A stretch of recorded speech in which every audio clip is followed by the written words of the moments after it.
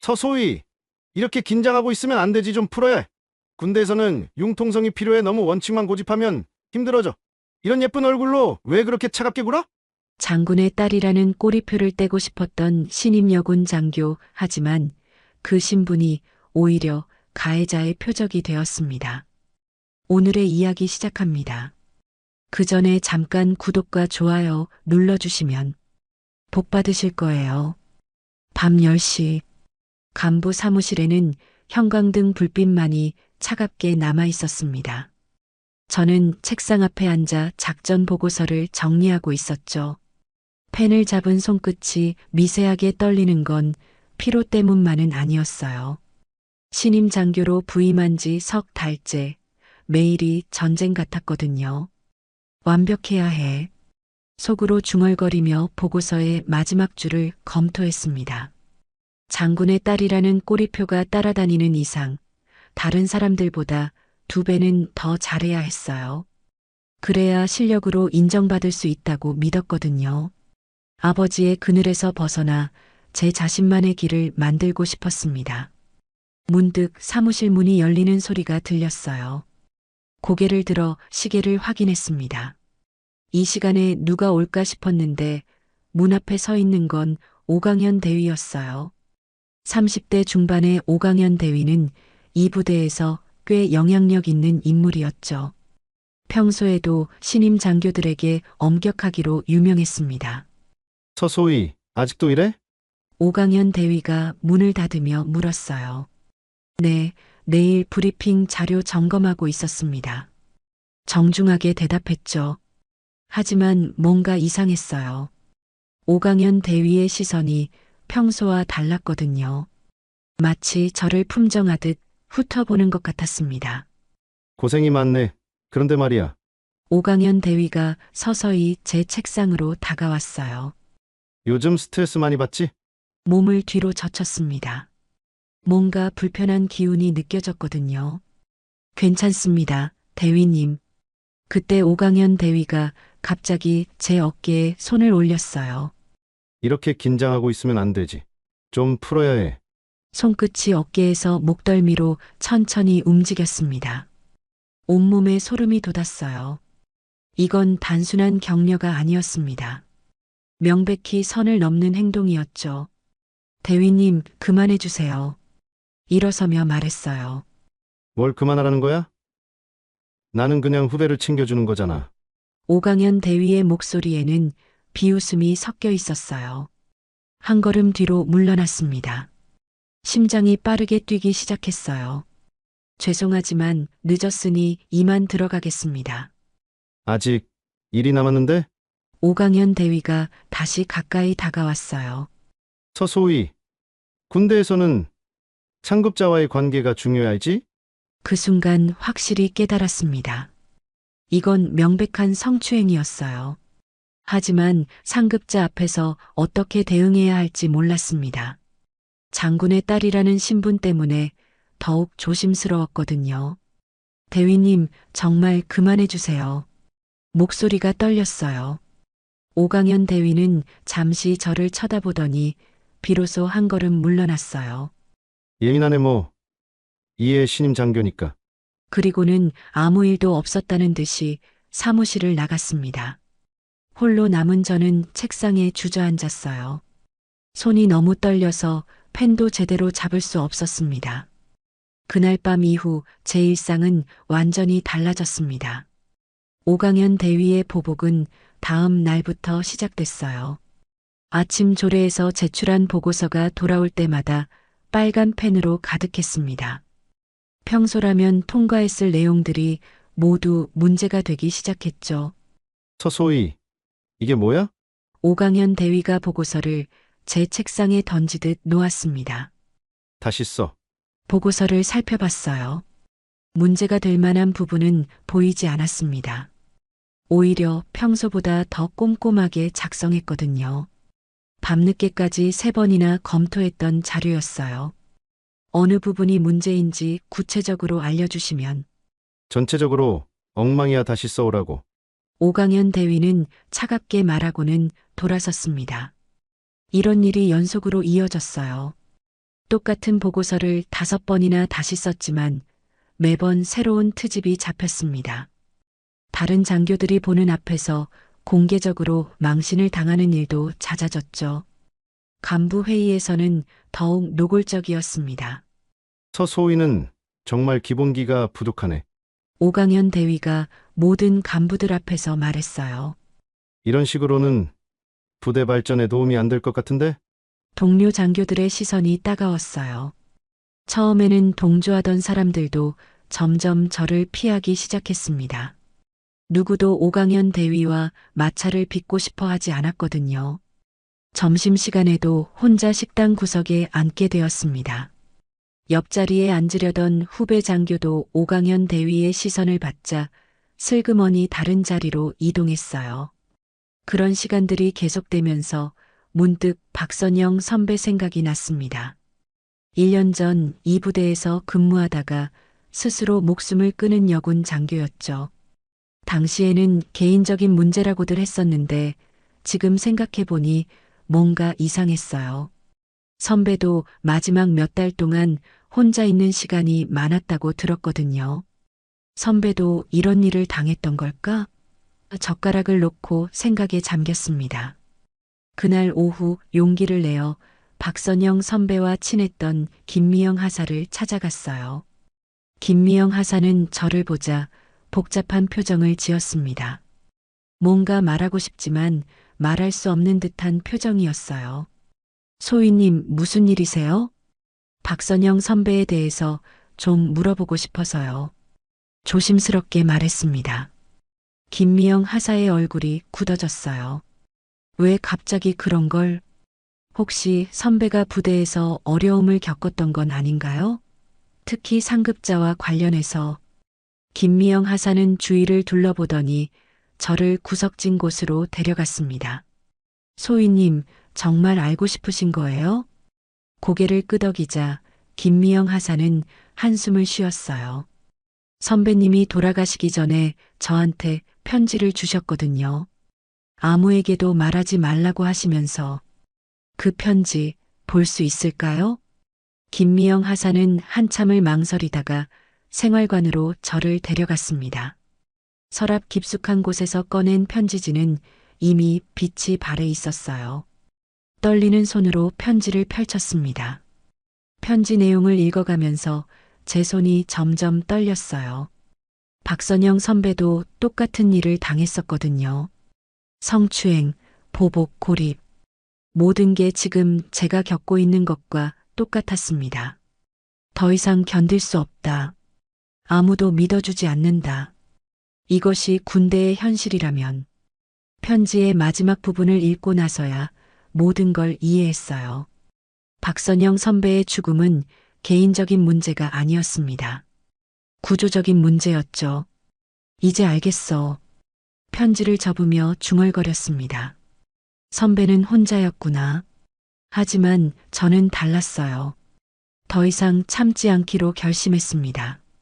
박선영 선배의 편지를 읽고 난 후 제 마음속에는 분명한 결심이 자리 잡았습니다. 더 이상 혼자 당하고만 있을 수는 없었어요. 선배가 끝내 포기했던 싸움을 제가 이어가야 한다고 생각했습니다. 그날 밤 생활관 침대에 누워 천장을 바라보며 계획을 세웠어요. 증거가 필요해. 속으로 중얼거렸습니다. 아무리 억울해도 증거 없는 주장은 오히려 저에게 독이 될 수 있었거든요. 특히 상급자를 상대로 하는 일이라면 더욱 그랬습니다. 다음 날부터 휴대폰의 녹음 기능을 활용하기 시작했어요. 오강현 대위와 단둘이 있게 될 때마다 몰래 녹음을 준비했습니다. 하지만 오강현 대위는 영리했어요. 다른 사람들이 있는 곳에서는 절대 선을 넘지 않았거든요. 공개적인 자리에서는 여전히 엄격하지만 공정한 상급자를 연기했습니다. 기회는 일주일 후에 왔어요. 야간 당직 근무를 마치고 사무실을 정리하고 있는데 또다시 오강현 대위가 나타났습니다. 이번에는 놓치지 않겠다고 마음먹었어요. 재빨리 휴대폰의 녹음 버튼을 눌렀습니다. 서소희, 요즘 어때? 적응 좀 됐어? 오강현 대위의 목소리는 평소보다 부드러웠어요. 네, 덕분에 잘 지내고 있습니다. 최대한 자연스럽게 대답했습니다. 심장이 뛰었지만 들키지 않으려고 노력했어요. 그런데 말이야. 오강현 대위가 문을 잠그더니 저에게 다가왔어요. 요즘 나한테 좀 차갑지 않아? 심장이 빨리 뛰기 시작했습니다. 하지만 이번에는 도망치지 않기로 했어요. 무슨 말씀이신지 잘 모르겠습니다. 지난번에 너무 예민하게 굴었나? 나는 그냥 친해지고 싶었던 건데. 오강현 대위가 제 팔을 잡았습니다. 그 순간 온몸에 소름이 돋았어요. 대위님, 손 치워주세요. 단호하게 말했습니다. 왜 이렇게 딱딱해? 좀 더 편하게 지내자고. 오강현 대위의 손이 제 허리로 내려갔어요. 지금 뭐 하시는 거예요? 몸을 뒤로 빼며 소리쳤습니다. 조용히 해. 다른 사람들께. 오강현 대위의 목소리가 위협적으로 변했어요. 서소희, 군대에서는 융통성이 필요해. 너무 원칙만 고집하면 힘들어져. 이건 원칙의 문제가 아니라 범죄입니다. 떨리는 목소리로 말했어요. 오강현 대위가 갑자기 웃었습니다. 범죄? 누가 믿겠어? 장군 딸이 거짓말한다고 생각하겠지. 그 순간 깨달았어요. 오강현 대위가 제 신분을 알고 있었다는 것을, 그리고 그것을 약점으로 이용하려 한다는 것을 말이죠. 제가 신고를 해도 오히려 저를 의심할 거라는 계산이었습니다. 제 신분을 아신다고 해서 이런 일이 정당화되는 건 아닙니다. 목소리를 높였어요. 정당화? 나는 그냥 예쁜 후배를 아끼는 것뿐이야. 오강현 대위가 다시 저에게 접근했습니다. 책상 모서리에 등이 닿을 때까지 뒤로 물러났어요. 더 이상 물러날 곳이 없었습니다. 오강현 대위의 손이 제 뺨을 어루만졌죠. 이런 예쁜 얼굴로 왜 그렇게 차갑게 굴어? 오강현 대위가 속삭였습니다. 그만하세요. 오강현 대위의 손을 뿌리쳤어요. 그때 복도에서 발자국 소리가 들렸습니다. 오강현 대위는 재빨리 몸을 뺐어요. 곧 문이 열리며 이명석 원사가 들어왔습니다. 아직도 일하세요? 이명석 원사가 상황을 파악하지 못한 채 물었어요. 네, 막 끝났습니다. 오강현 대위가 태연하게 대답했어요. 서소희도 수고했고. 오강현 대위가 나간 후 휴대폰을 확인했습니다. 다행히 모든 대화가 녹음되어 있었어요. 떨리는 손으로 파일을 저장하면서 이제 시작이라는 걸 알았습니다. 녹음 파일을 확보한 후 며칠간 다음 단계를 고민했습니다.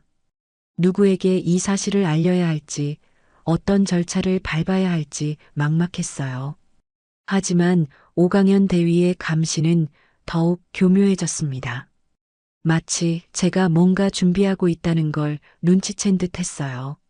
서소희, 휴대폰 좀 보자. 어느 날 오후 오강현 대위가 갑자기 말했습니다. 네, 왜요?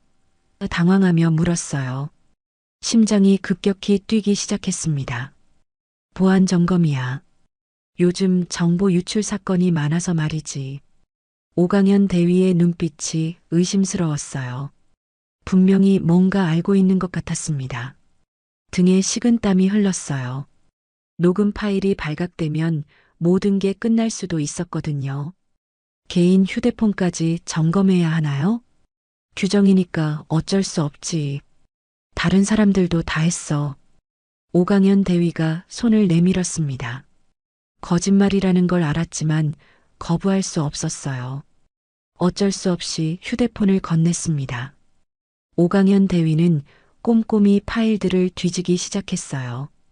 녹음 파일을 발견하는 건 시간 문제였죠. 제 손바닥에는 땀이 가득했습니다. 이게 뭐야? 오강현 대위의 목소리가 차갑게 변했어요. 심장이 멎는 것 같았습니다.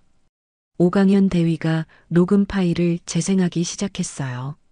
며칠 전 그날 밤의 대화가 또렷하게 들려왔죠. 제 목소리와 오강현 대위의 목소리가 생생하게 재생되었습니다. 정말 대담하네. 오강현 대위가 비웃으며 말했어요. 이런 짓을 할 줄이야. 저는 제 몸을 지키려고 했을 뿐입니다. 떨리는 목소리로 말했어요. 오강현 대위는 휴대폰을 바닥에 내던졌습니다. 스마트폰이 바닥에 부딪히며 화면이 산산조각 났어요. 이런 쓸데없는 짓 하지 말고 앞으로는 더 조심해서 행동하라고. 부서진 휴대폰을 주워들었습니다. 모든 증거가 사라진 것 같아 절망스러웠어요. 하지만 포기할 수는 없었습니다. 박선영 선배를 생각하면 더욱 그랬어요. 그날 저녁 부서진 휴대폰을 들고 부대 내 통신실을 찾아갔습니다.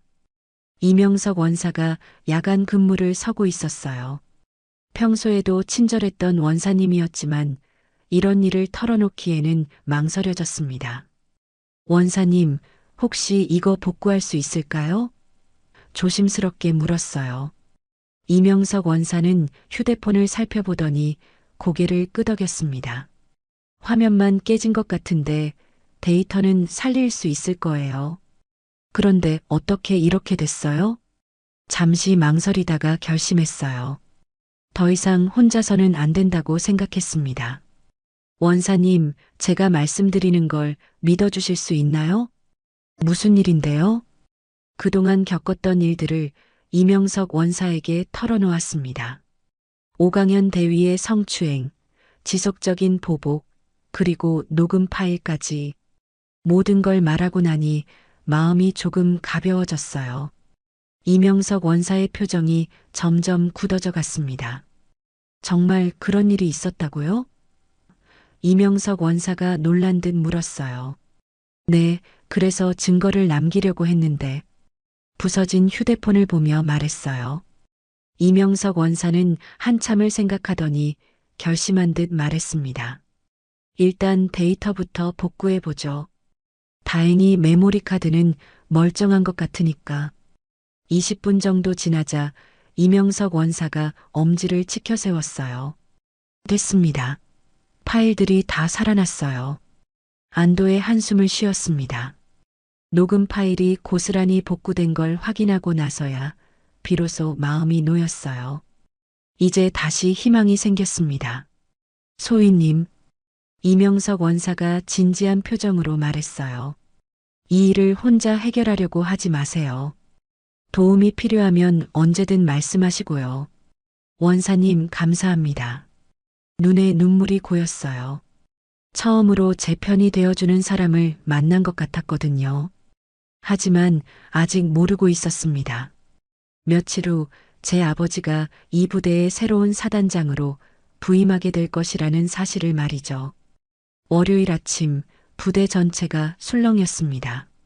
새로운 사단장이 부임한다는 소식이 전해졌거든요.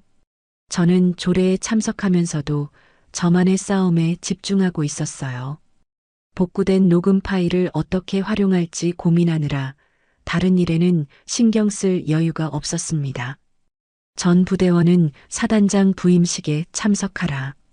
부관의 전달 사항이 울려 퍼졌어요. 오전 10시 부대 앞마당에 모든 장병이 집합했습니다. 저는 맨 뒤쪽에 서서 새로운 사단장을 기다렸어요. 검은색 승용차가 부대 정문을 통과하며 들어왔고 차에서 내린 인물을 본 순간 다리가 휘청거렸습니다. 서태식 소장, 바로 제 아버지였어요.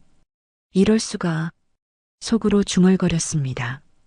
아버지가 이 부대로 온다는 사실을 전혀 몰랐거든요.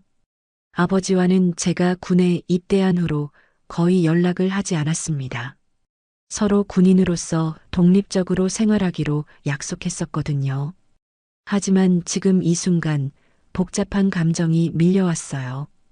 부임사를 하는 아버지의 모습을 바라보며 마음이 복잡했습니다. 한편으로는 든든했지만 다른 한편으로는 부담스러웠어요. 제 문제를 아버지에게 의존해서 해결하고 싶지 않았거든요. 지금까지 실력으로 인정받으려고 노력해왔는데 결국 아버지의 힘을 빌려야 하는 건 아닌지 고민되었습니다. 강인하고 공정한 부대를 만들겠습니다. 아버지의 목소리가 확성기를 통해 전해졌어요. 그날 오후 사단장실 앞을 서성였습니다. 녹음 파일을 건네줄지 말지 계속 고민했어요. 복도를 몇 번이나 왔다 갔다 하며 결정을 내리지 못했습니다. 결국 용기를 내어 문을 두드렸어요. 들어오세요. 아버지의 목소리가 들렸어요. 들어가자 서태식 소장은 잠시 놀란 표정을 지었습니다. 지아나, 너 여기 있었구나. 네, 석 달 전부터 근무하고 있습니다. 최대한 공식적인 어조로 말했어요. 개인적인 감정을 드러내고 싶지 않았습니다. 그래, 몰랐네. 그런데 무슨 일로 왔니? 한참을 망설이다가 녹음 파일이 든 메모리 카드를 책상 위에 놓았습니다. 사단장님께 보고할 일이 있습니다. 보고? 서태식 소장이 의아한 표정을 지었어요. 네, 부대 내에서 일어나고 있는 문제에 관해서입니다. 신분을 밝히지 않고 익명으로 제보하고 싶어서요. 서태식 소장은 메모리 카드를 집어들었습니다. 무슨 내용이지? 직접 들어보시면 알 것입니다. 성추행과 관련된 문제입니다.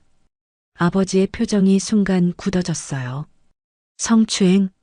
네, 그리고 이것 때문에 지속적인 보복도 이어지고 있습니다. 과거에도 비슷한 사건이 있었던 것 같고요.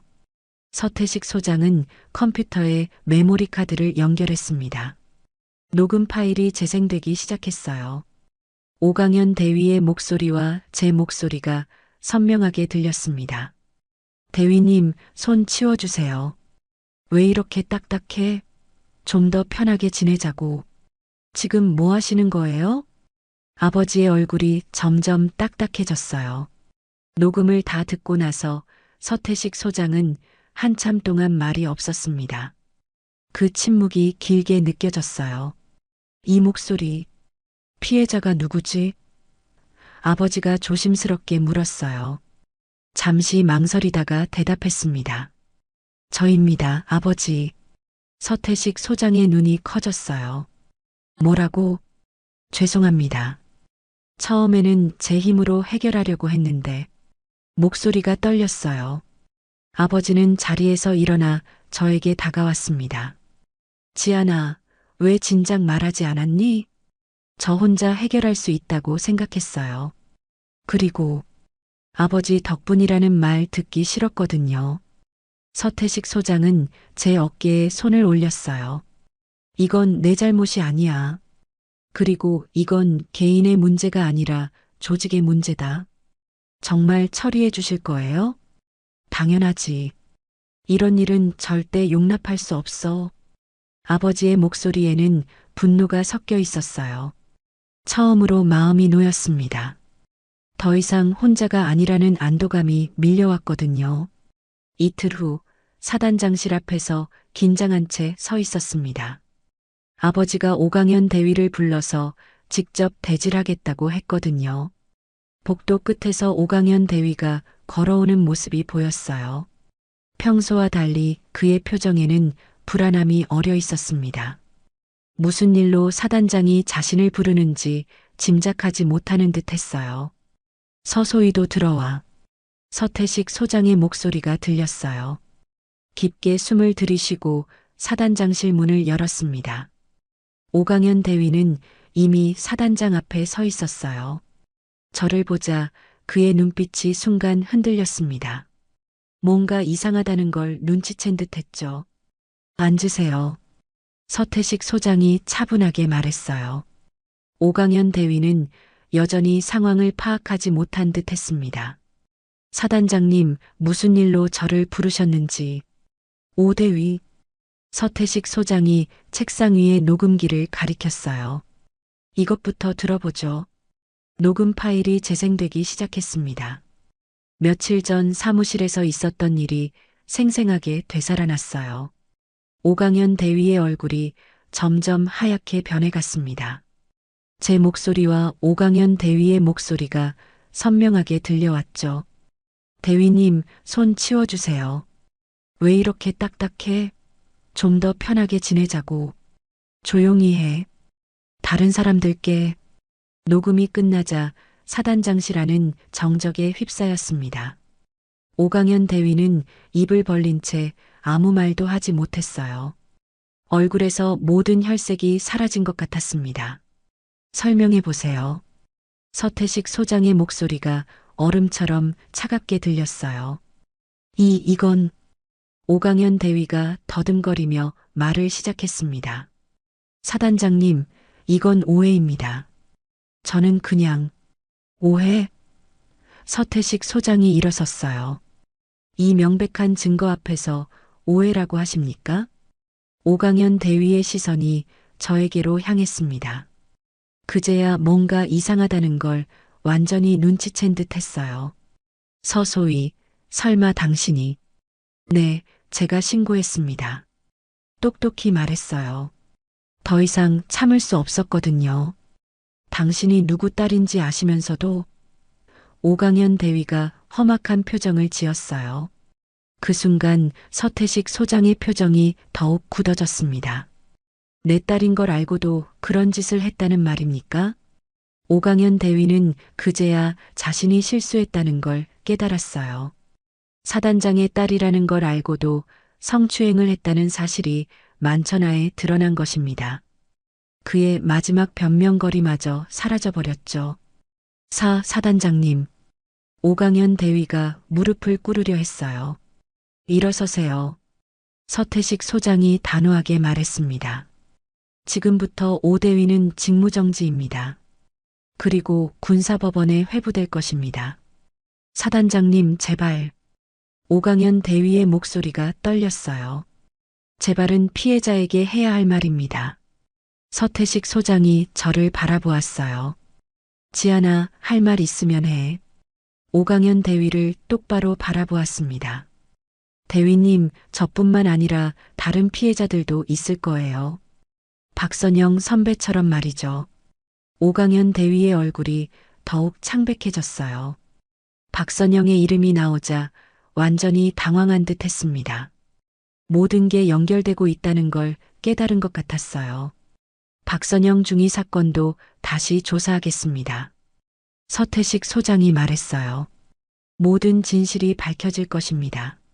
사단장님, 정말 실수였습니다. 다시는. 오강현 대위가 애원했어요. 실수? 몇 달 동안 지속적으로 괴롭힌 게 실수라고요? 선배를 죽음으로 몰고 간 것도 실수였나요? 오강현 대위는 더 이상 변명할 말을 찾지 못했어요. 그의 마지막 자존심마저 완전히 무너져 내렸습니다. 헌병대에 연락하겠습니다. 서태식 소장이 전화기를 들었어요. 오 대위는 즉시 구속될 것입니다. 마침내 해낸다는 안도감과 함께 이제 시작이라는 걸 알았습니다. 진짜 변화는 이제부터였거든요. 오강현 대위의 구속 소식이 부대 전체에 퍼지자 예상치 못한 일들이 연쇄적으로 일어났습니다. 제가 사단장실에서 나온 다음 날부터 여러 명의 여군들이 용기를 내어 증언하기 시작했거든요. 마치 댐이 터진 것처럼 그동안 숨겨졌던 진실들이 쏟아져 나왔습니다. 첫 번째로 찾아온 건 김소영 하사였어요. 떨리는 목소리로 자신도 오강현 대위에게 비슷한 피해를 당했다고 털어놓았습니다. 소희님이 먼저 용기를 내주셔서 저도 말할 수 있게 됐습니다. 그 말을 듣는 순간 가슴이 뭉클했어요. 제가 혼자가 아니었다는 사실과 동시에 그동안 얼마나 많은 사람들이 혼자 고통받고 있었는지 깨달았거든요. 이어서 박미란 상병, 최은주 일병까지 하루 만에 5명의 피해자가 추가로 신고했습니다. 각자의 이야기를 들으며 분노와 슬픔이 교차했어요. 이렇게 많은 사람이 중얼거렸습니다. 더 충격적인 건 박선영 선배 사건에 대한 새로운 증언들이었습니다. 당시 함께 근무했던 이수진 중사가 찾아와서 말했어요. 선영이가 죽기 전에 저한테 말했었거든요. 오강현 대위 때문에 더 이상 견딜 수 없다고. 이수진 중사의 눈에는 죄책감이 가득했어요. 그때 제가 더 적극적으로 도와줬어야 했는데. 중사님 잘못이 아니에요. 이수진 중사의 손을 잡았습니다. 이제라도 말씀해 주셔서 감사해요. 서태식 소장은 즉시 특별조사팀을 구성했습니다. 헌병대와 함께 과거 사건들을 전면 재조사하기로 한 것이죠. 박선영 선배의 죽음이 단순한 개인적 문제가 아니라 조직적 성범죄의 결과였다는 사실이 서서히 드러나기 시작했어요. 선배, 박선영 선배의 사진을 바라보며 눈물을 흘렸습니다. 이제라도 진실이 밝혀질 거예요. 조사가 진행되면서 오강현 대위의 범죄 행각은 상상 이상이었습니다. 지난 3년간 최소 10명 이상의 여군을 상대로 성추행을 저질렀던 것으로 드러났어요. 그 중에는 박선영 선배도 포함되어 있었습니다. 체계적이고 지속적인 범죄였던 것이죠. 더욱 분노스러운 건 상급 간부들 중 일부가 이 사실을 알고도 묵인했다는 점이었어요. 부대 분위기를 해친다는 이유로 피해자들의 신고를 무시하거나 은폐하려 했던 것입니다. 조직 차원에서 이런 일들이 방치되고 있었다는 사실에 충격을 받았어요. 서태식 소장은 부대 전체를 대상으로 긴급 교육을 실시했습니다. 우리 군에서는 어떤 형태의 성범죄도 용납하지 않겠습니다. 피해자를 보호하고 가해자는 반드시 처벌받을 것입니다. 언론에서도 이 사건에 관심을 보이기 시작했어요. 군 내 성범죄 은폐 시도라는 제목의 기사들이 연일 보도됐습니다. 제가 용기 있게 신고한 것이 군 전체의 변화를 이끌어내고 있었거든요. 작은 용기가 이렇게 큰 파장을 만들어낼 줄은 몰랐어요. 오강현 대위는 결국 군사법원에서 징역 3년을 선고받았습니다. 그와 함께 사건을 은폐하려 했던 간부들도 징계를 받았어요. 하지만 저에게는 처벌보다 더 중요한 게 있었습니다. 이제 변화가 시작됐구나. 부대 안에서 달라진 분위기를 느끼며 생각했어요. 여군들이 더 이상 두려워하지 않고 당당하게 근무하는 모습을 볼 수 있었거든요. 복도에서 마주치는 후배들의 눈빛이 예전과 달랐습니다. 군 본부에서는 정군 차원의 성범죄 예방 시스템을 구축하기로 결정했습니다. 독립적인 신고 체계와 피해자 보호 프로그램이 만들어졌어요. 제 작은 용기가 거대한 변화의 물결을 만들어낸 것입니다. 선배, 이제 안심하세요. 하늘을 바라보며 속삭였어요. 다시는 이런 일이 일어나지 않도록 제가 지켜보겠습니다. 사건이 마무리된 지 석 달 후 저에게는 새로운 임무가 주어졌습니다. 군 최초의 여군 인권 담당관이라는 직책이었어요. 서태식 소장이 직접 제안한 것이었습니다. 지안아, 내가 시작한 변화를 이어가는 게 어떻겠니? 아버지가 말했었어요. 다른 사람들에게도 희망을 줄 수 있을 것 같은데. 처음에는 부담스러웠습니다. 과연 제가 그런 역할을 제대로 해낼 수 있을까 하는 의구심이 들었거든요. 하지만 이것이 제 사명이라고 생각했어요. 박선영 선배와의 약속을 지키는 길이기도 했습니다. 새로운 사무실은 부대 중앙에 위치했습니다. 여군 인권 상담실이라는 팻말이 문 앞에 걸려 있었어요. 이곳을 찾아오는 모든 여군들이 편안함을 느낄 수 있도록 따뜻한 색감으로 꾸몄습니다. 커피와 차를 준비해 두고 편안한 소파도 배치했어요. 첫 번째 상담자는 이유진 이병이었습니다. 21살의 어린 나이에 입대한 그녀는 선임들의 부당한 대우 때문에 고민이 많았어요. 소위님, 저도 이런 말 해도 될까요? 이유진 이병이 조심스럽게 물었어요. 물론이죠. 여기서는 무엇이든 편하게 말할 수 있어요. 따뜻하게 미소 지었습니다. 이유진 이병의 이야기를 들으며 제가 겪었던 일들을 떠올렸어요. 혼자서 모든 걸 감당하려 했던 그때의 외로움과 두려움을 말이죠. 그런 감정들이 생생하게 되살아났습니다. 혼자 해결하려고 하지 마세요. 이제는 도와줄 사람들이 있어요. 이유진 이병의 손을 잡으며 말했습니다. 상담실을 운영한 지 한 달 만에 벌써 30명이 넘는 여군들이 찾아왔어요. 성추행부터 부당한 업무 배치, 동료들 간의 갈등까지 다양한 문제들이었습니다. 각각의 사안을 세심하게 들여다보며 해결책을 찾아갔어요. 때로는 직접 관련 부서와 협의하기도 하고, 때로는 상급 부대에 건의하기도 했습니다. 무엇보다 기뻤던 건 더 이상 박선영 선배 같은 비극이 일어나지 않는다는 점이었습니다. 문제가 생기면 즉시 신고할 수 있는 시스템이 만들어졌고 피해자들을 보호하는 제도도 정착됐거든요. 예전처럼 혼자 고민하며 절망하는 사람들이 없어졌어요. 어느 늦은 오후 상담실에서 하루 일과를 정리하고 있었습니다.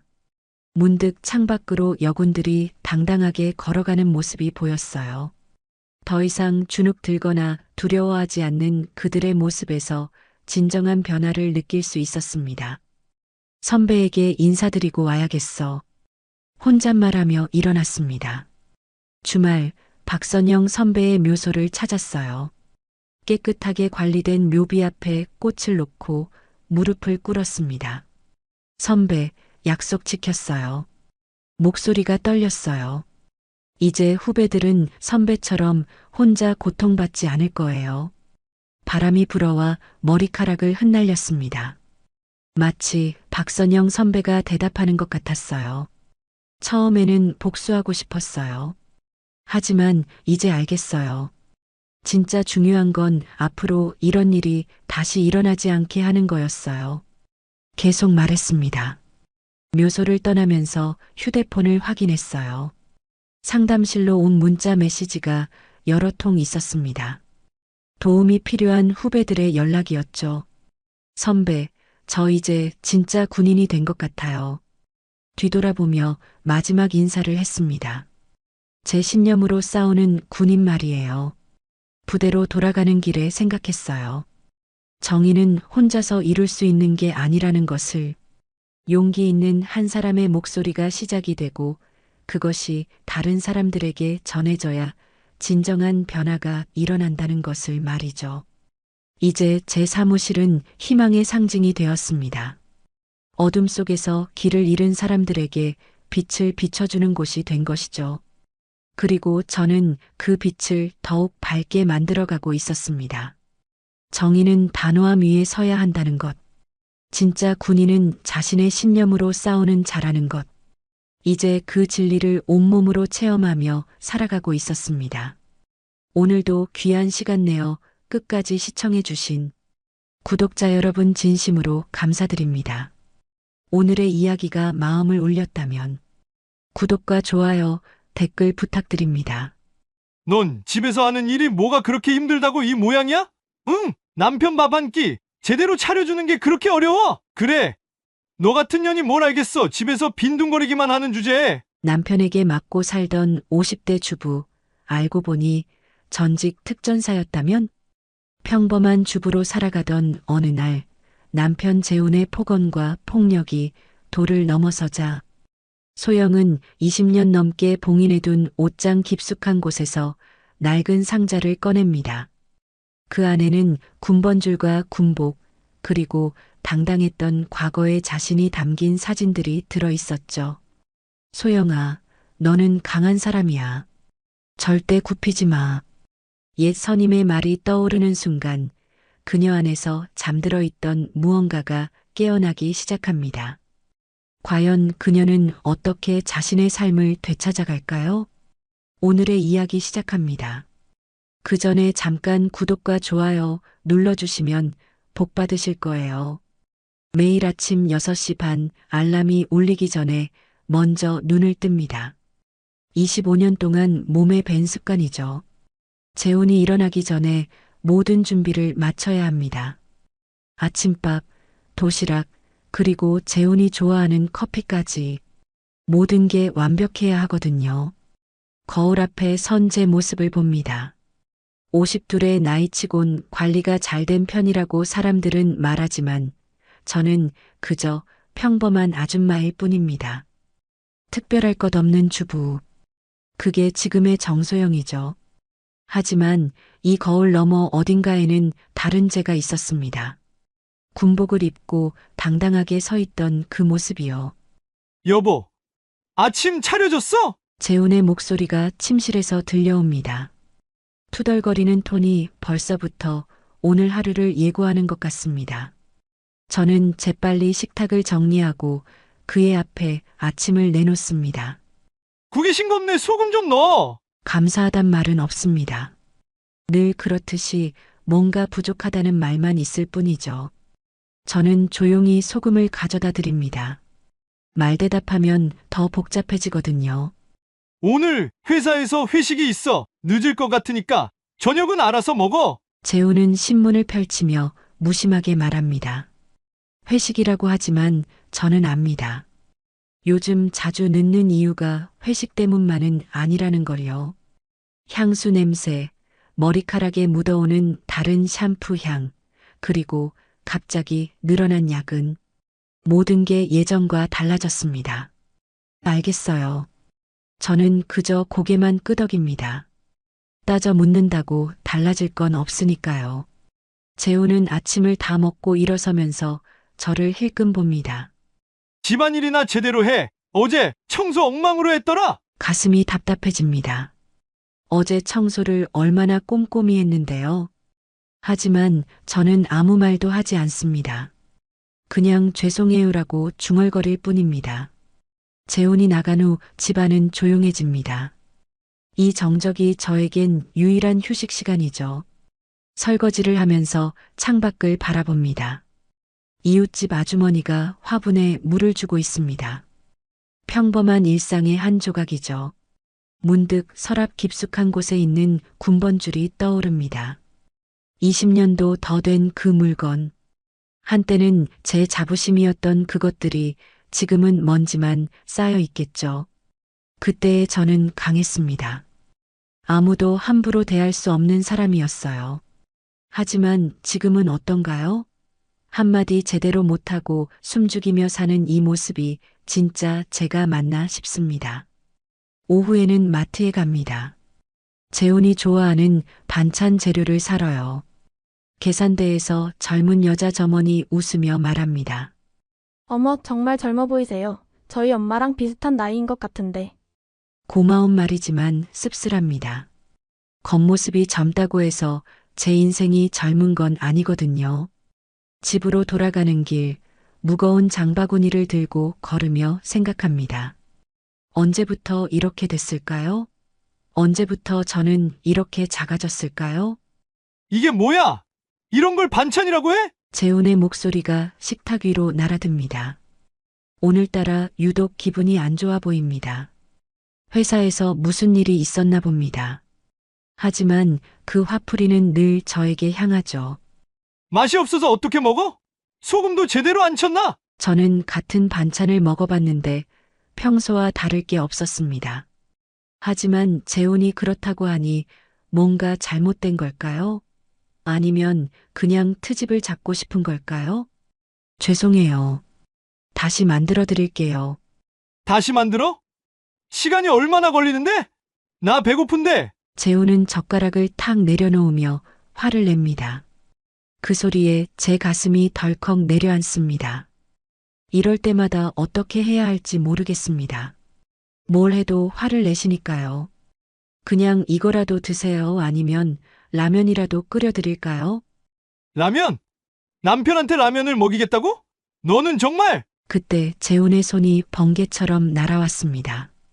뺨을 때리는 소리가 조용한 집안에 울려 퍼집니다. 따끔한 아픔이 얼굴을 스쳐 지나가죠. 저는 그 자리에 굳어서 움직이지 못합니다. 집에서 하는 일이 뭐가 그렇게 힘들다고 이 모양이야? 응, 남편 밥 한 끼 제대로 차려주는 게 그렇게 어려워? 재훈의 목소리가 점점 커집니다. 저는 뺨을 살짝 만져봅니다. 뜨겁습니다. 눈물이 올라오지만 참습니다. 울면 더 화를 낼 테니까요. 미안해요. 제가 잘못했어요. 잘못했다고? 맨날 잘못했다고만 하지 말고 제대로 해! 재훈은 일어서면서 식탁을 쾅 칩니다. 그 바람에 국그릇이 넘어져 국물이 식탁보에 쏟아집니다. 저는 재빨리 행주를 가져와 닦기 시작합니다. 치워, 나 치우고 새로 차려! 네, 알겠어요. 재훈은 거실로 가서 소파에 털썩 앉습니다. TV를 크게 틀어놓고 맥주를 꺼냅니다. 저는 조용히 설거지를 하면서 생각합니다. 예전에는 이렇지 않았는데요. 신혼 때는 제가 실수해도 웃으며 넘어갔는데 언제부터 이렇게 변했을까요? 그날 밤 재훈이 잠든 후 저는 조용히 일어납니다. 화장실에서 거울을 보니 뺨이 약간 부어 있습니다. 찬물로 얼굴을 씻으며 마음을 가라앉히려 합니다. 하지만 가슴 한편이 계속 아픕니다. 안방 옷장 깊숙한 곳에서 낡은 상자를 꺼냅니다. 20년 넘게 건드리지 않았던 그 상자 속에는 제 과거가 들어 있습니다.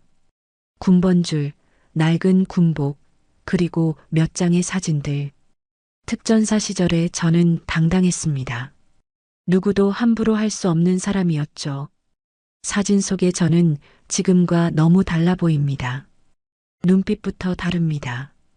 그때는 세상 무엇도 두렵지 않았는데요. 지금은 왜 이렇게 작아졌을까요? 왜 이렇게 무기력해졌을까요? 군번줄을 손에 쥐고 있자니 묘한 감정이 올라옵니다. 분노일까요? 그리움일까요?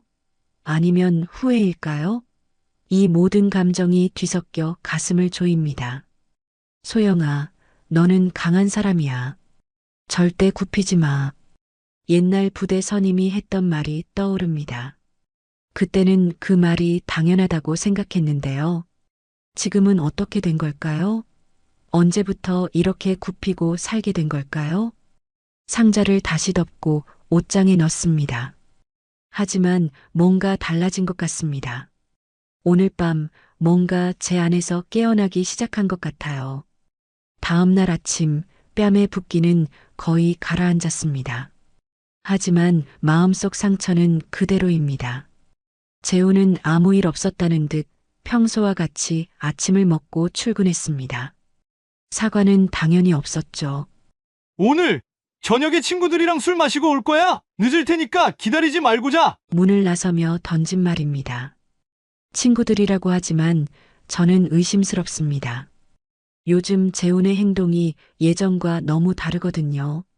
재훈이 나간 후 저는 옷을 갈아입고 밖으로 나갔습니다. 오랜만에 동네 한 바퀴를 돌아보기로 했어요. 걷다 보니 예전에 다니던 헬스장이 보입니다. 10년 전쯤 몇 달간 다녔던 곳이죠. 그때도 재훈이 시간 낭비 말고 집안일이나 해라고 해서 그만뒀었습니다. 문득 발길이 멈춥니다. 유리창 너머로 운동하는 사람들이 보입니다. 제 또래 여성들도 꽤 있네요. 모두 활기차 보입니다. 저도 예전에는 그랬는데요. 집으로 돌아와 점심을 간단히 해결한 후 저는 재훈의 방을 살펴봅니다. 뭔가 이상한 게 있을 것 같은 예감이 들어서요. 서랍을 열어보니 평소 보지 못했던 영수증들이 눈에 띕니다. 호텔, 카페, 꽃집, 그리고 여성 의류 매장까지 모두 최근 것들입니다. 가슴이 철렁 내려앉습니다. 예감이 맞았네요. 재훈이 다른 여자와 만나고 있는 게 분명합니다. 25년을 함께 살았는데 이제 와서 이런 일이 벌어지다니요. 그날 저녁 재훈은 정말 늦게 들어왔습니다. 술 냄새가 진동하죠. 하지만 평소와 다른 향수 냄새도 납니다. 여자 향수 냄새요. 어디 갔다 오셨어요? 저도 모르게 물어봅니다.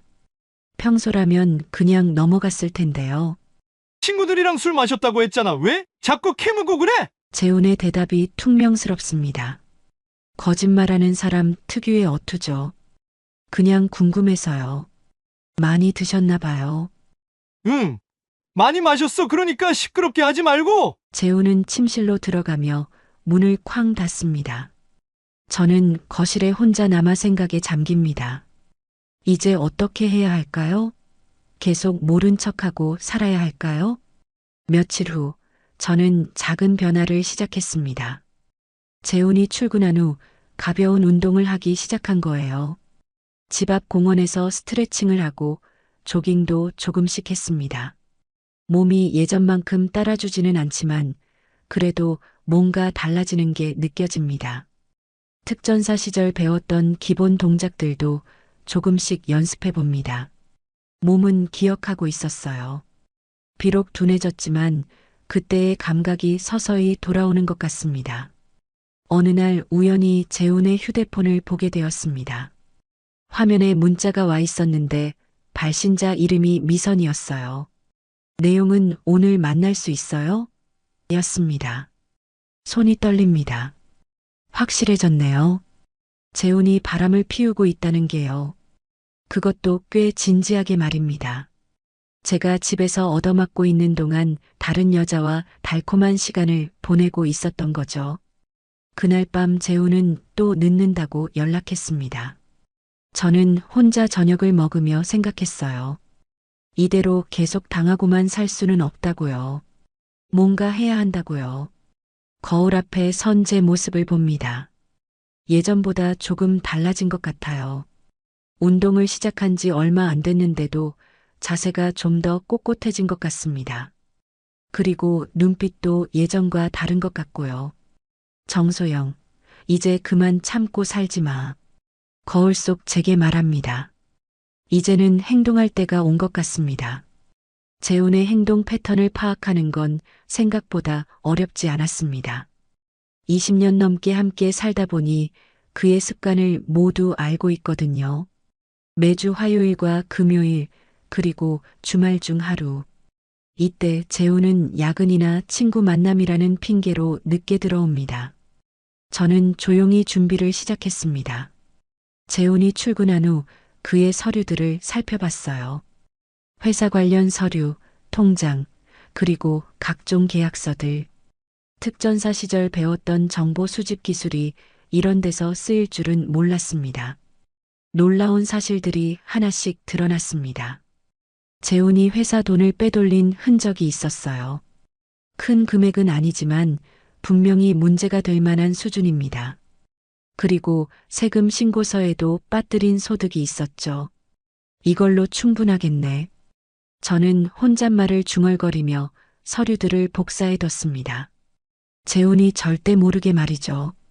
며칠 후 저는 재훈의 회사 근처 카페에 갔습니다. 그리고 기다렸어요. 점심시간쯤 되니 재훈이 나타났습니다. 하지만 혼자가 아니었어요. 30대 후반쯤 되어 보이는 여자와 함께였습니다.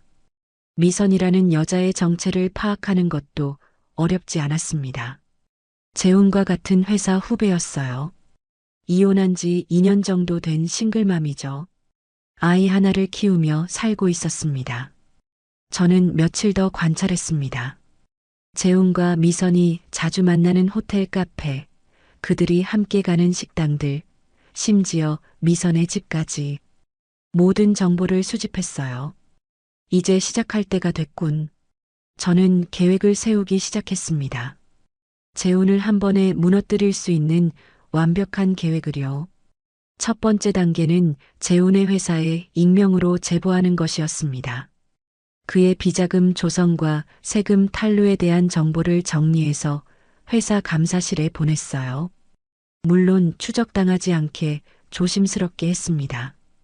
두 번째는 미선에게 접근하는 것이었습니다. 우연을 가장해서 그녀가 자주 가는 마트에서 만났어요. 어머, 혹시 미선 씨 아니세요? 네. 어떻게 저를? 아, 저는 박재훈 씨 부인이에요. 전에 회사 행사에서 뵌 적이 있잖아요. 미선의 얼굴이 순간 하얘졌습니다. 예상했던 반응이죠. 아, 안녕하세요. 요즘 남편이 자주 야근한다고 하던데 회사 일이 많나 봐요? 저는 일부러 순진한 척했습니다. 미선은 더욱 당황한 기색을 보였어요. 네, 그런 것 같아요. 그래서 집에 늦게 들어와요. 미선 씨도 야근 많이 하시죠? 직접적인 압박을 가하지는 않았습니다. 하지만 미선은 제가 알고 있다는 걸 눈치챘을 거예요. 그 후로 재훈과의 만남이 눈에 띄게 줄어들었습니다. 세 번째는 재훈의 친구들에게 접근하는 것이었습니다. 진짜 친구들 말이에요. 재훈이 거짓말로 핑계 삼던 그 친구들에게 요즘 우리 남편이 친구분들과 자주 만난다고 하던데 감사합니다 라고 연락했어요. 친구들은 당황했습니다. 최근에 재훈과 만난 적이 없다고 했거든요. 그들도 재훈이 거짓말하고 있다는 걸 알게 됐죠. 일주일 후 재훈의 표정이 어두워졌습니다. 회사에서 무슨 일이 있었나 봅니다. 저는 아무것도 모르는 척 했어요. 여보, 무슨 일 있어요? 안색이 안 좋아 보이는데. 아니야, 아무것도 아니야. 하지만 재훈의 목소리에는 불안감이 묻어 있었습니다. 제 계획이 서서히 효과를 보이고 있는 것 같았어요. 그날 밤 재훈은 평소보다 일찍 들어왔습니다. 그리고 저를 유심히 쳐다봤어요. 너 요즘 뭔가 달라진 것 같은데? 뭐가요? 모르겠어. 그냥 예전과 다른 것 같아. 재훈도 뭔가 느끼고 있는 것 같았습니다. 하지만 아직은 저를 의심하지는 않는 것 같아요. 설마 평소에 순종적이던 아내가 이런 일을 꾸밀 거라고는 생각 못할 테니까요. 저는 조용히 미소 지었습니다. 이제 겉으로 드러나기 시작했네요. 하지만 이건 시작에 불과합니다. 한 달 후 재훈의 세계가 무너지기 시작했습니다. 회사에서 감사가 들어갔고 재훈의 비자금 문제가 수면 위로 드러났어요. 아직 해고까지는 아니지만 승진은 물 건너갔고 회사 내에서의 입지도 크게 줄어들었습니다. 미선과의 관계도 끝났습니다. 제가 그녀에게 접근한 후 미선이 재훈을 피하기 시작했거든요. 재훈은 이유를 모르겠다는 표정이었지만 저는 모든 걸 지켜보고 있었습니다. 그날 저녁 재훈은 술에 취해 집으로 돌아왔습니다. 평소보다 훨씬 많이 마신 것 같았어요. 얼굴이 붉게 달아올라 있었고 걸음걸이도 휘청거렸습니다. 야, 정소영. 현관에서부터 저를 부르는 목소리가 험악했습니다. 뭔가 안 좋은 일이 일어날 것 같은 예감이 들었어요. 네, 여보. 너 혹시 뭔가 했나? 갑작스러운 질문에 가슴이 덜컥 내려앉았습니다. 재훈이 뭔가 눈치챈 걸까요? 뭐를요? 회사에서 누군가 내 일을 고발했어. 그런데 그게 누구인지 모르겠더라고. 혹시 너, 저요? 저가 뭘 알겠어요? 저는 최대한 당황한 척했습니다. 하지만 재훈의 의심스러운 눈빛은 계속 저를 향해 있었어요. 그래, 너 같은 년이 뭘 알겠어. 집에서 빈둥거리기만 하는 주제에. 재훈의 말이 점점 거칠어졌습니다. 술이 깨면서 화가 치밀어 오르는 것 같았어요. 요즘 회사도 엉망이고 모든 게 꼬여가고 있어. 다 누구 때문인지 모르겠지만 진정하세요. 술 깨시고 이야기해요. 진정하라고? 지금 나한테 진정하라고 하는 거야? 그때 재훈의 손이 제 어깨를 세게 밀었습니다. 저는 뒤로 휘청거리며 벽에 부딪혔어요. 야, 너 요즘 말대꾸가 늘었어. 예전에는 이런 년이 아니었는데. 저는 아무것도 안 했어요. 아무것도 안 했다고? 그럼 누가 한 거야? 누가? 재훈은 소리를 지르며 제 앞으로 다가왔습니다. 술 냄새와 함께 분노가 물씬 느껴졌어요. 모르겠어요. 정말 모르겠다고요. 거짓말하지 마. 분명히 너가 뭔가 했을 거야. 그 순간 재훈의 주먹이 제 뺨을 강하게 때렸습니다. 이전과는 차원이 다른 폭력이었어요. 귀가 윙윙거리고 입안에서 피맛이 났습니다. 아, 저는 바닥에 주저앉으며 뺨을 움켜쥐었습니다. 너무 아팠어요. 하지만 더 충격적인 건 재훈이 멈추지 않는다는 것이었습니다. 일어나. 일어나서 제대로 된 답을 해. 재훈은 제 머리채를 잡고 억지로 세웠습니다. 그리고 다시 때렸어요. 이번에는 배를 주먹으로 쳤습니다. 숨이 막혔습니다. 이렇게 심하게 맞은 건 처음이었어요. 재훈의 얼굴은 완전히 이성을 잃은 상태였습니다. 너 같은 년 때문에 내 인생이 망가지고 있어. 다 너 때문이야. 제발, 그만해요. 그만하라고. 이제 와서 그만하라고. 재훈은 또다시 저를 밀쳤습니다. 저는 탁자에 머리를 부딪히며 쓰러졌어요. 머리가 깨질 것 같이 아팠습니다. 그때 현관벨이 울렸습니다. 이웃집 아저씨였어요. 무슨 소리가 나는데 괜찮나요? 재훈은 그제서야 정신을 차린 듯 했습니다. 저는 바닥에 쓰러진 채로 숨을 헐떡거렸어요. 아, 네. 괜찮습니다. 텔레비전 소리였어요. 재훈이 대답했지만 목소리가 떨리고 있었습니다. 이웃이 돌아간 후 재훈은 저를 내려다봤습니다. 하지만 사과는 없었어요. 일어나서 치워. 집안이 엉망이잖아. 그리고는 침실로 들어가 버렸습니다. 저는 한참 동안 바닥에 누워 있었어요. 온몸이 아팠고 마음은 더 아팠습니다. 그날 밤 저는 응급실에 갔습니다. 갈비뼈에 금이 간 것 같다고 의사가 말했어요. 진단서도 받았습니다. 모든 게 기록으로 남았죠. 집으로 돌아오는 길 저는 마음을 굳혔습니다. 이제 정말 끝낼 때가 됐다고요. 더 이상 참을 수 없다고요. 병원에서 돌아온 다음 날 지훈이가 집에 왔습니다. 딸이 오는 건 몇 달 만이었어요. 하지만 반가운 마음도 잠시 지훈이의 첫마디가 제 가슴에 비수를 꽂았습니다. 엄마, 왜 이렇게 사세요? 저는 화장으로 얼굴에 멍을 가렸지만 딸의 눈에는 다 보였나 봅니다. 붓기도 완전히 가라앉지 않았거든요. 뭔 소리야? 그냥 넘어져서 그런 거야. 넘어져서요? 엄마, 저 바보 아니에요. 아빠가 때린 거죠? 지훈이의 목소리에 짜증이 섞여 있었습니다. 걱정이 아니라 짜증이요. 지훈아, 그런 게 아니야. 그럼 뭐예요? 엄마는 맨날 이런 식으로 살면서 뭐 하는 거예요? 딸의 말이 계속 이어졌습니다. 하지만 그 내용은 제가 기대했던 것과는 정반대였어요. 엄마가 아빠한테 잘해주면 되잖아요. 왜 자꾸 트러블을 만들어요? 뭐라고? 아빠도 회사에서 스트레스 받아서 그런 거잖아요. 엄마가 좀 참으면 되는 일 아니에요? 저는 귀를 의심했습니다. 제 딸이 지금 뭐라고 하는 거죠? 맞는 사람이 참으라고요? 지훈아, 엄마가 뭘 잘못했는데? 잘못했다는 게 아니라 그냥 조용히 넘어가면 되잖아요. 부부 사이에 그런 일도 있는 거 아니에요? 그런 일이라고? 제 목소리가 높아졌습니다. 하지만 지훈이는 오히려 한숨을 쉬었어요. 엄마, 정말 답답해요. 왜 그렇게 예민하게 받아들여요? 아빠가 원래 성격이 급한 거 엄마도 알잖아요. 성격이 급한 거랑 사람을 때리는 건 다른 문제야. 에이, 엄마. 그렇게 크게 생각할 일이에요? 그냥 조용히 살면 되잖아요. 지훈이의 말을 들으며 저는 절망감에 빠졌습니다. 제가 키운 딸이 이런 생각을 가지고 있다니요. 폭력을 당연하게 여기고 있다니요.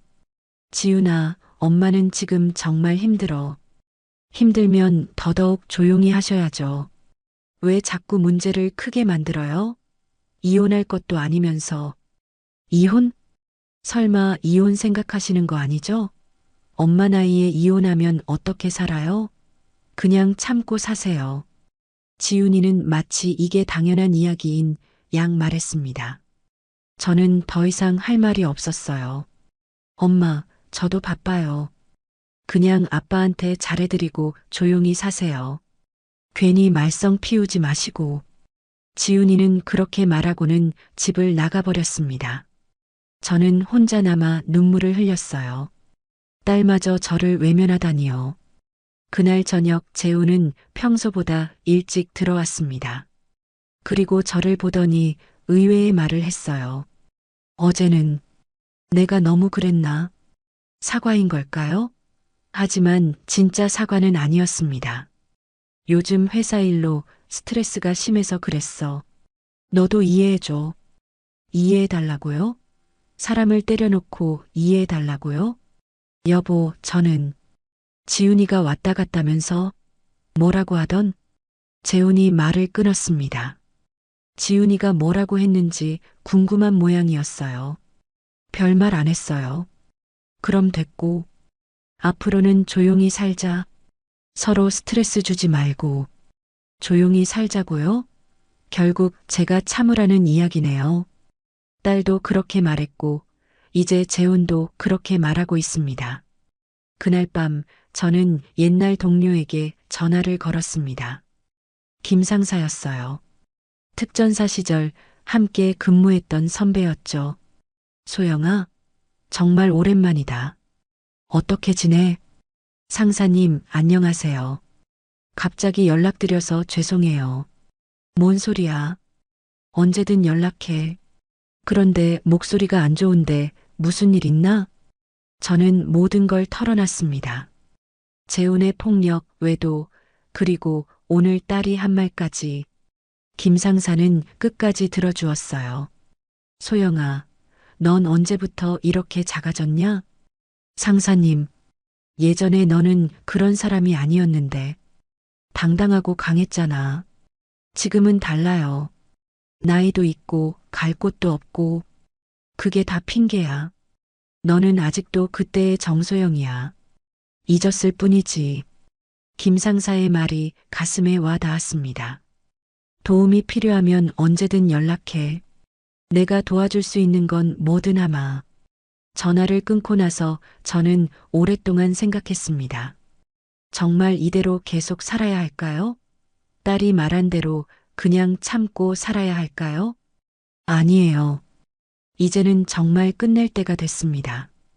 더 이상 참지 않겠어요. 그날 밤부터 저는 진짜 계획을 세우기 시작했습니다. 지금까지는 재훈을 흔들어 놓는 정도였다면 이제는 완전히 끝장낼 때가 됐어요. 더 이상 물러날 곳도 없고 물러서고 싶지도 않았습니다. 김 상사에게 다시 연락했습니다. 도움이 필요하다고 했어요. 그는 바로 달려왔습니다. 20년 만에 만난 옛 동료는 여전히 믿음직스러웠어요. 소영아, 정말 결심한 거지? 네, 상사님. 이제는 정말 끝내고 싶어요. 김 상사는 제가 필요로 하는 것들을 준비해 주었습니다. 소형 녹음기, 카메라, 그리고 재훈의 뒷조사에 필요한 정보들까지. 옛날 실력이 아직 남아있다는 걸 보여주었죠. 재훈이라는 사람, 생각보다 문제가 많더라. 회사 돈 빼돌린 것도 있고, 세금 탈루도 있고, 그리고 그 여자와의 관계도 단순하지 않아. 김 상사가 가져온 자료들을 보니 재훈의 문제가 제가 생각했던 것보다 훨씬 심각했습니다. 미성과의 관계도 처음이 아니었어요. 그 전에도 몇 번 바람을 피웠던 것 같았습니다. 이 정도면 충분히 법적으로 대응할 수 있어. 이혼 소송에서도 유리하고. 감사해요, 상사님. 그런데 소영아, 정말 괜찮겠어? 이 일이 끝나면 완전히 새로운 삶을 시작해야 해. 괜찮아요. 오히려 기대돼요. 일주일 후, 저는 재훈에게 마지막 기회를 주기로 했습니다. 그가 스스로 변할 수 있는지 보기 위해서요. 하지만 예상대로 재훈은 달라지지 않았습니다. 여보, 우리 이야기 좀 해요. 무슨 이야기? 앞으로 어떻게 살 건지에 대해서요. 재훈은 짜증스러운 표정을 지었습니다. 갑자기 무슨 소리야? 지금까지 잘 살고 있었잖아. 잘 살고 있었다고요? 정말 그렇게 생각해요? 그럼 뭐가 문제야? 먹고 살 만큼은 벌어오고 있는데. 저는 깊게 숨을 쉬었습니다. 정말 모르는 건지 아니면 모른 척 하는 건지 알 수 없었어요. 여보, 저를 때리는 건 문제 없다고 생각해요? 그때는 내가 화가 나서 그랬잖아. 너도 나를 화나게 만들었고, 제가 뭘 잘못했는데요? 맨날 집안일도 제대로 안 하고, 말대꾸나 하고. 재훈의 대답을 들으며 저는 확신했습니다. 이 사람은 절대 변하지 않을 거라고요. 그럼 바람 피우는 것도 제 잘못인가요? 재훈의 얼굴이 순간 굳어졌습니다. 뭐라고? 미선 씨 말이에요. 아직도 만나고 계시죠? 너 지금 뭔 소리를 하는 거야? 재훈이 일어서며 화를 내기 시작했습니다. 하지만 저는 더 이상 무섭지 않았어요. 증거도 다 있어요. 호텔 영수증, 문자 메시지, 사진까지. 이 미친년이. 재훈이 저에게 달려들려고 했습니다. 하지만 저는 재빨리 피했어요. 특전사 시절 배웠던 반사신경이 살아났습니다. 이제 그만해요. 더 이상 못 참겠어요. 뭘 그만해? 내가 먼저 시비를 걸었잖아. 재훈은 계속 저를 잡으려고 했지만 저는 계속 피했습니다. 그러다가 재훈이 발을 헛디뎌 넘어졌어요. 재훈은 탁자 모서리에 머리를 부딪히며 쓰러졌습니다. 그리고 한동안 일어나지 못했어요. 여보, 저는 당황해서 재훈에게 다가갔습니다. 하지만 재훈은 제 손을 뿌리치며 일어났어요. 너 지금 뭘 한 거야? 제가 뭘 했다고요? 혼자 넘어지신 거잖아요. 거짓말하지 마. 너가 나를 밀었어. 재훈의 이마에서 피가 흘렸습니다. 하지만 저는 더 이상 동정심이 들지 않았어요. 이제 정말 끝이에요. 내일 이혼 서류를 준비할 거예요. 이혼? 너 정말 미쳤구나. 미친 게 아니라 정신을 차린 거예요. 그때 현관문이 열렸습니다. 경찰이 들어왔어요. 제가 미리 신고를 해둔 거였습니다. 신고받고 왔습니다. 가정폭력 신고건이요. 재훈은 당황한 기색을 보였습니다. 가정폭력이요? 무슨 소리예요? 경찰은 저와 재훈을 번갈아 보며 상황을 파악했습니다. 재훈의 이마에서 흐르는 피와 저의 상태를 보더니 재훈을 연행했어요. 잠깐, 이건 오해예요. 재훈이 소리쳤지만 소용없었습니다. 모든 증거가 준비되어 있었거든요. 집이 조용해진 후 저는 창밖을 바라봤습니다. 이제 정말 새로운 시작이군요. 6개월 후 저는 완전히 달라진 삶을 살고 있었습니다.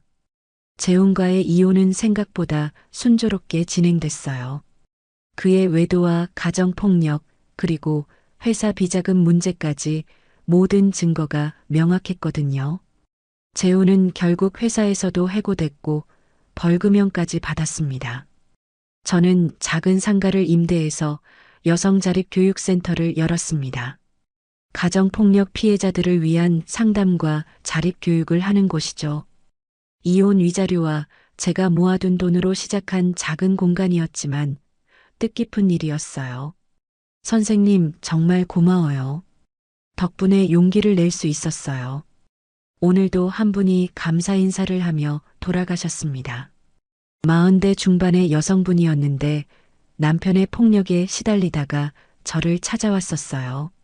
몇 달간의 상담과 교육을 통해 이제는 당당하게 새로운 삶을 시작하게 됐습니다. 저 역시 많이 변했어요. 매일 아침 운동을 하고 영양사 자격증도 취득했습니다. 몸도 마음도 훨씬 건강해졌어요. 무엇보다 제 자신을 사랑하게 됐습니다. 엄마. 문득 뒤에서 들리는 목소리에 돌아봤습니다. 지훈이었어요. 지난 몇 달 동안 연락이 뜸했던 딸이 제 센터를 찾아온 거였습니다. 지훈아? 어떻게 여기까지? 엄마 소식을 들었어요. 이런 일을 하신다고. 지훈이의 표정이 예전과 달랐습니다. 어딘가 미안해하는 듯한 눈빛이었어요. 들어와. 차라도 한잔하자. 저는 지훈이를 작은 상담실로 안내했습니다. 둘이서 마주 앉으니 어색했어요. 몇 달 만에 만나는 모녀지간이라니요. 엄마, 그때 제가 너무했어요. 지훈이가 먼저 입을 열었습니다. 참고 살라고 했던 것. 정말 잘못된 말이었어요. 지훈아, 저도 결혼하고 나서 알았어요. 사람이 사람을 때리는 게 얼마나 나쁜 일인지, 그리고 그걸 참으라고 하는 게 얼마나 잘못된 건지. 지훈이의 목소리가 떨렸습니다. 엄마가 얼마나 힘드셨을지 이제야 조금 이해할 것 같아요. 저는 딸의 손을 잡았습니다. 따뜻했어요. 괜찮아. 이제 다 지난 일이야. 아니에요. 괜찮지 않아요. 제가 엄마를 도와드렸어야 했는데 오히려 상처만 드렸잖아요. 지훈이의 눈에 눈물이 맺혔습니다. 그때는 제가 몰랐어요. 세상을 너무 모르고 살았던 것 같아요. 지금 알았으니까 됐어. 무엇보다 우리 지훈이가 건강하게 잘 살고 있으니까. 엄마, 정말 죄송해요. 지훈이가 울기 시작했습니다. 저도 모르게 눈물이 났어요. 이렇게 진심으로 이야기를 나눈 게 언제였는지 기억도 안 나거든요. 우리 이제부터 새로 시작하자. 진짜 모녀로. 네, 엄마. 그리고 엄마가 정말 자랑스러워요. 뭐가? 이렇게 혼자서 일어서신 것도 그렇고 다른 분들도 도우시는 것도 그렇고 엄마가 이렇게 강한 분이었구나 싶어요. 지훈이의 말에 가슴이 벅찼습니다. 딸에게 인정받는다는 게 이렇게 기쁜 일인지 몰랐어요. 앞으로는 제가 엄마를 도와드릴게요. 뭐든지 말씀만 하세요. 고마워, 지훈아. 우리는 한참 동안 손을 잡고 이야기했습니다. 그동안 못했던 이야기들, 서로에 대한 미안함과 고마움까지 모든 걸 나누었어요. 해가 질 무렵 지훈이가 돌아갔습니다. 내일 다시 오겠다고 하면서요. 저는 혼자 남아 센터를 정리하며 생각했습니다. 창밖으로 붉은 노을이 보였습니다. 아름다웠어요. 예전에는 노을을 봐도 그저 하루가 끝나간다는 생각뿐이었는데 지금은 다릅니다. 새로운 내일이 온다는 희망이 보여요. 휴대폰에 문자가 왔습니다. 김상사에게서였어요. 잘 지내고 있지? 언제 한번 놀러 가마. 저는 미소 지으며 답장을 보냈습니다. 네, 잘 지내고 있어요. 언제든 오세요. 정말 잘 지내고 있습니다. 아니, 잘 지내는 정도가 아니라 행복합니다. 50이 넘어서 찾은 진짜 행복이에요. 거울에 비친 제 모습을 봤습니다. 예전에 그 당당했던 정소영이 돌아와 있었어요. 아니, 더 나아졌을지도 모르겠습니다. 이제는 누구도 저를 함부로 대할 수 없거든요. 침묵의 시간은 끝났습니다. 이제는 제 목소리로, 제 의지로 살아갈 거예요. 그리고 저처럼 힘들어하는 다른 여성들도 도울 거고요. 밤이 깊어가지만 저는 전혀 피곤하지 않았습니다. 내일이 기대되거든요. 새로운 하루, 새로운 시작이 기다리고 있으니까요. 오늘도 귀한 시간 내어 끝까지 시청해주신 구독자 여러분 진심으로 감사드립니다. 오늘의 이야기가 마음을 울렸다면 구독과 좋아요, 댓글 부탁드립니다.